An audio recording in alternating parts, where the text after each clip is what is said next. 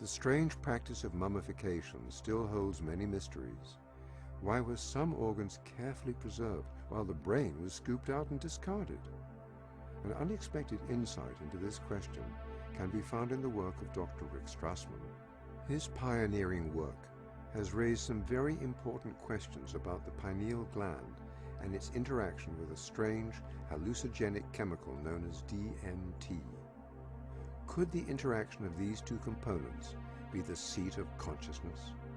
Could it in fact be the gate through which we enter and leave each new life?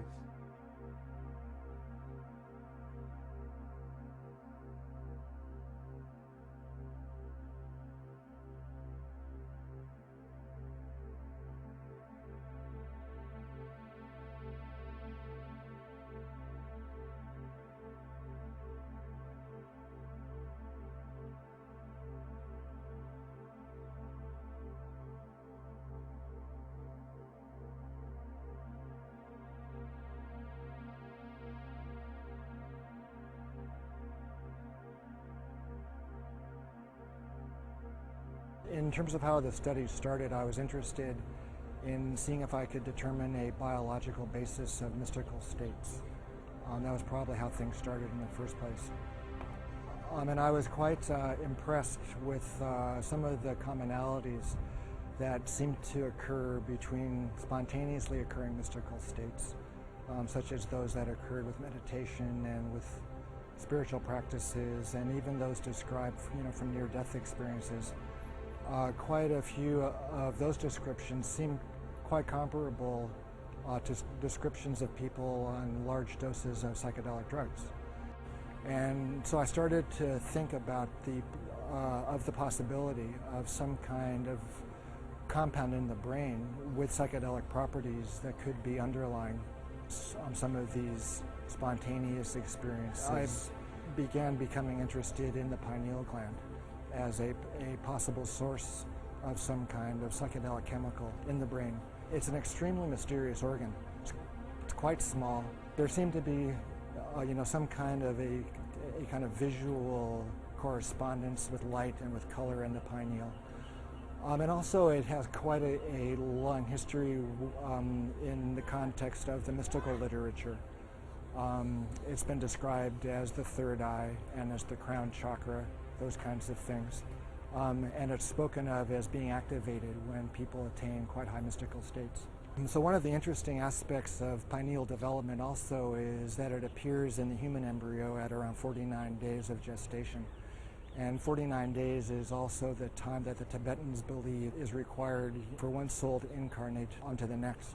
So that was a pretty interesting, coincidence.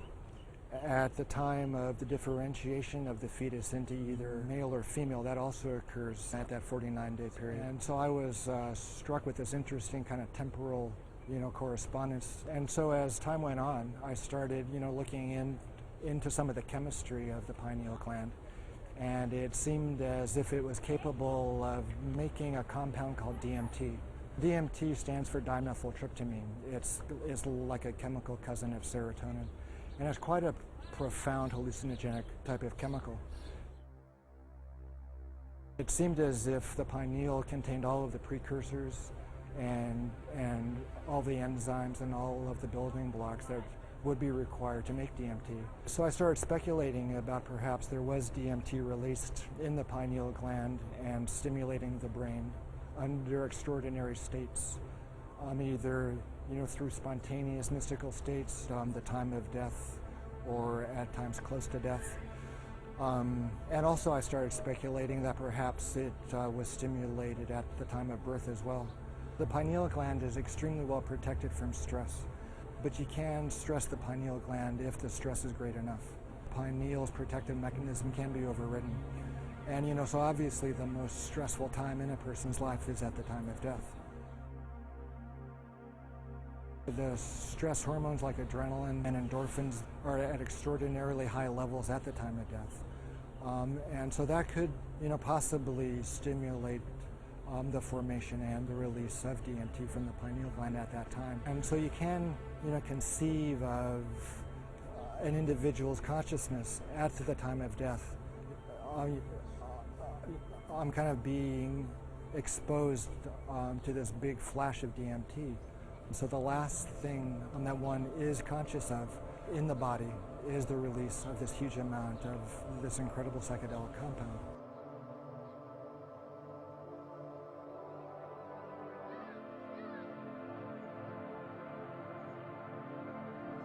During his testing, Strassman discovered that abnormal levels of the chemical DMT triggered states of consciousness that closely paralleled common experiences of an afterlife. Well, that's true. Almost everybody experienced an extremely profound, an extremely unmistakable separation of their body and their consciousness from each other.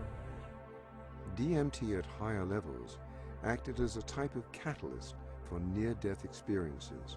In fact, it seemed to actually induce the machinery of the afterlife to swing into motion. I suppose one of the most unexpected aspects of the study's results was the frequency with which people described a kind of contact with these intelligent kinds of entities that were conscious of them and interacted with the volunteers in this quite strange space.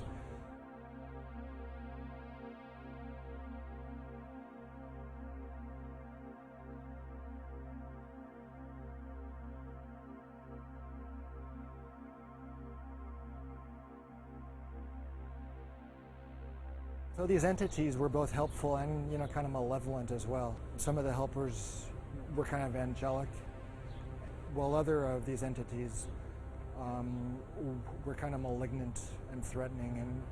And actually a handful of the volunteers experienced some traumatic encounters with these entities.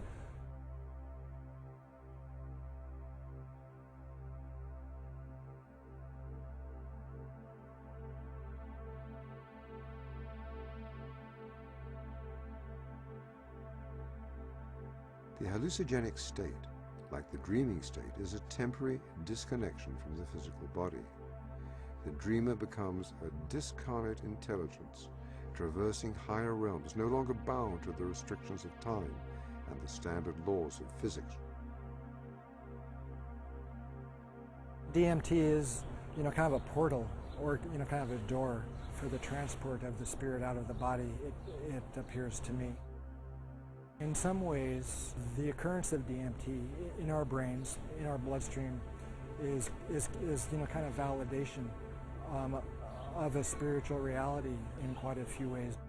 Could this strange chemical be offering us a window into events to come in the afterlife? The frequent appearance of helpers or assistants to ease us through the transition to other planes of existence suggests at least a strong parallel with funerary and afterlife traditions throughout history.